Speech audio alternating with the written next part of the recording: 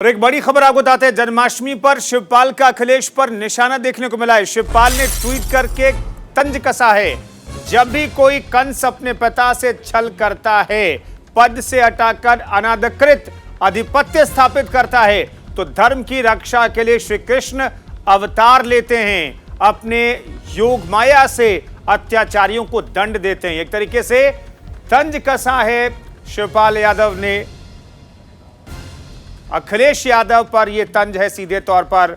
हाल के दिनों में फिर से जुबानी जंग बढ़ी है और इन सब के बीच आज कृष्ण जन्माष्टमी के मौके पर शिवपाल यादव ने अखिलेश यादव पर निशाना साधा है। शिवपाल ने ट्वीट करके बहुत ही गंभीर तंज कसा है, जब भी कोई कंस अपने पिता से छल करता है। अपने पिता का जिक्र यहां पर किया है उन्होंने, अखिलेश यादव का जिक्र साफ तौर पर, पद से हटाकर अनाधिकृत तौर पर उस पर कब्जा करता है, तो धर्म की रक्षा के लिए श्री कृष्ण अवतार लेते हैं, अपने योग माया से अत्याचारियों को दंड देते हैं।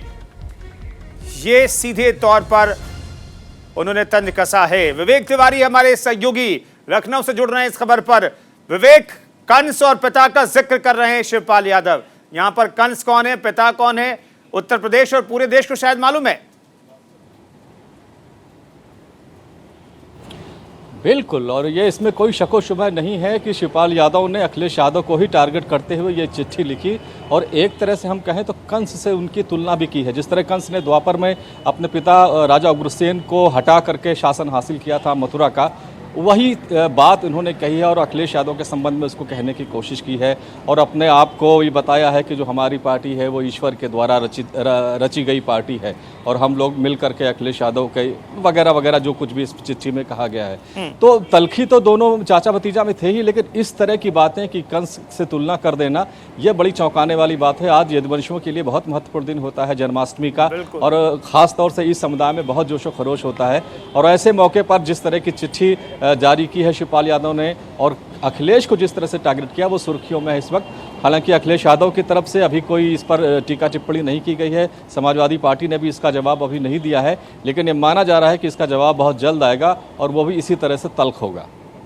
विवेक, ये तो चलिए कंस सबको पता है, पिता कौन है और कौन कंस है, यहाँ पर सब स्पष्ट है, लेकिन इस चिट्ठी में, इस ट्वीट में श्री कृष्ण कौन है जो अवतरित होते हैं और इस कंस का वध करते हैं अनधिकृत तौर पर, जिन्होंने पिता को सत्ता से हटा दिया।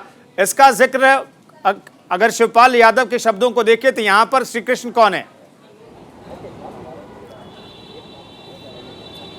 देखिए, चिट्ठी में जो आखिरी के 2 लाइन है वो अगर आप पढ़ेंगे तो उससे समझ में आ जाएगा कि वो श्री कृष्ण किसको कह रहे हैं। वो खुद को और अपनी पार्टी को श्री कृष्ण और पांडवों के दर्जे में रख रहे हैं कि किस तरह से श्री कृष्ण ने कंस का वध किया था और वो काम ईश्वर ने प्रगतिशील समाजवादी पार्टी को दिया। कुछ जो कहना चाहते हैं उसका अर्थ यही है, जो भाषा इन्होंने इस्तेमाल की वो थोड़ी सी दूसरी है, लेकिन जो सवाल आपका है कि कृष्ण और किसको कहने का प्रयास किया है शिवपाल यादव ने, तो वो खुद को और अपनी पार्टी को कहा है। तो ये एक हृदय से बधाई देता हूँ, आप सबके प्रति अभिनंदन व्यक्त करते हैं। श्री वृंदावन बिहारी लाल से एक ही प्रार्थना करता हूं कि वे आपके जीवन में इसी प्रकार से उत्साह उमंग का भाव भरता रहे, उनकी कृपा आप सब पर सदैव बनी रहे। आपके व्यक्तिगत जीवन में, आपके पारिवारिक और सामाजिक जीवन में और आपके राष्ट्रीय जीवन में हम सबको भगवान श्री कृष्ण का आशीर्वाद और उनकी कृपा सदैव हम पर बनी रहे, यही मैं उनसे प्रार्थना करता हूं। जब हम इस भूमि पर आते हैं तो भगवान श्री कृष्ण का, यद्यपि वह जगत पिता हैं और जगत पिता होने के नाते वह अजर अमर है, लेकिन उनकी लीला भूमि होने के नाते ब्रजभूमि इसके लिए बहुत सौभाग्यशाली है और ब्रजभूमि में हम लोग पधारे हैं तो भगवान श्री कृष्ण ने हम सबको एक प्रेरणा दी थी, परित्राणाय साधूनाम विनाशाय च दुष्कृताम। जो भाव उन्होंने हमको दिया था, जो उपदेश दिया था, उसे जीवन में विकार करते हुए कर्म की प्रेरणा, अपने अपने कर्तव्यों का पालन, आपने देखा होगा प्रधानमंत्री मोदी जी ने अभी आजादी के अमृत महोत्सव कार्यक्रम में जब पूरे देश को अपना संबोधन दिया तो उन्होंने 5 उपदेश देश को दिए, 5 संकल्प लेने के लिए, 5 प्रण के रूप में हम सबको दिया। हम एक विकसित भारत का निर्माण करेंगे, गुलामी का अंश कहीं नहीं छोड़ेंगे और साथ साथ गरीबी का उन्मूलन करने के साथ ही अपने कर्तव्यों के लिए हर नागरिक अपने अपने क्षेत्र में काम करके भारत को दुनिया की एक महाताकत के रूप में स्थापित करेगा।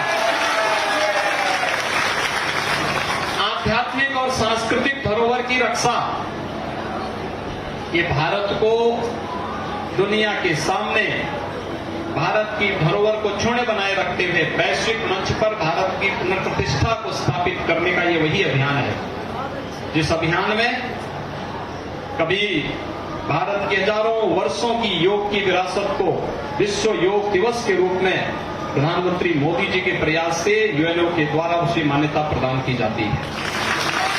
कभी कुंभ को यूनेस्को के द्वारा विश्व के मूर्त सांस्कृतिक धरोहर के रूप में मान्यता दी जाती है।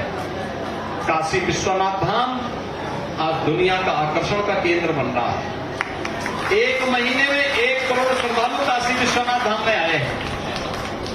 आप वर्ष भर की कल्पना कर सकते हैं, 1 महीने में 1 करोड़ श्रद्धालु हैं तो 1 वर्ष में श्रद्धालु जनों की क्या स्थिति होगी।